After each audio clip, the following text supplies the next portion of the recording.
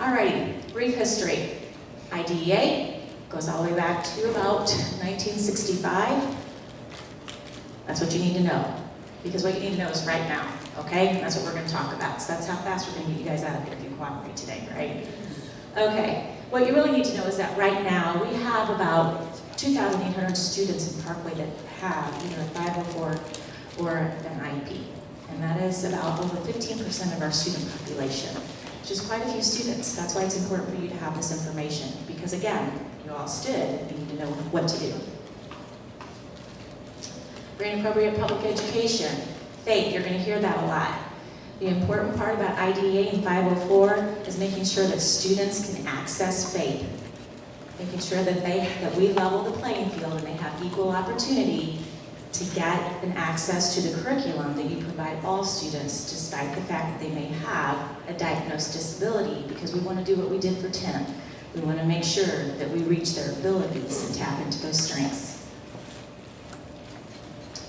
Kimberly. All right. So, she is off games 504. So good evening, everybody. So I'm glad to see a couple of familiar faces out here in the audience. So 504 is a federal and civil rights law, and the bottom line with 504 is that we are not penalizing persons for having a disability. And under Section 504, a disability is a physical or mental impairment, but it has to substantially limit one or more major life activity. So you can have a disability, but the key to that is it having a substantial limitation in one or more major life activity or, what am I trying to say? Bodily function. And with the Section 504, with the amendment of the law, disabilities do not require a doctor's note. Once upon a time, we had to have medical documentation to say this child had, but that's not required anymore. And then the list of disabilities goes on and on. Food allergies, ADHD, it's quite a list.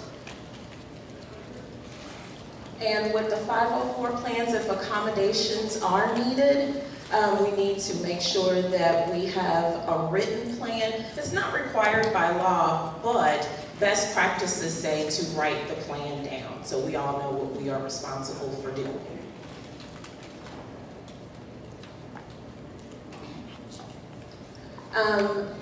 The 504 plans are to be developed by a group of persons, including persons knowledgeable about the meaning of the evaluation data and knowledgeable about the placement options. So my first line of folks to go to would be you guys, the classroom teachers and counselors who are in the buildings with the students. That's where I go to get the information, parent input, high school folks, even some middle school folks, I want to get their input as well. But classroom teachers, review of data, and everybody who has something to do with these kids, we need their input. 504 plans, regular education teachers must implement the provisions of the 504, so it's super important for you guys to come to the table to know what you're saying you're going to do in the classroom. That's why I'm constantly asking for input and feedback. And it's a fluid plan, so it's not put into concrete. We can come back and revisit it and revise it as needed. If teachers fail to implement the plan, the Office of Civil Rights can get involved and do an investigation, and we can be found not to be in compliance with the 504, and typically it would just be a corrective action. So as long as we're doing what we say we're going to do, that's why it's important to have your input. So you can say that might not work, and if not, why, and what else can we do differently. Any questions about that? Folks who transfer into Parkway, we will accept their 504. We're not going to dispute it and go back and forth, but we might need to make some changes to the plan so that it fits our building. a lot of times transitioning from middle or from elementary to middle to high, we need to make some adjustments anyway. So there's periodic review to make sure that what's appropriate for each student at that particular grade level. Most recently, we've had folks come in from out of state that have diagnosis of dyslexia. Well, we don't recognize dyslexia in the state of Missouri as a disability. It's a reading disorder for us in our world, and so we have to make accommodations. Like we have folks from Texas is a popular place where they have specific programs for folks who have dyslexia, so we've had to make some adjustments to accommodate for those students. With 504 plans, it's accommodations, curriculum modifications, facility modifications, specialized equipment, assistive technology, support services that can include counseling or nursing services, and in some instances, special education and related services like speech or OT. And those require an evaluation also.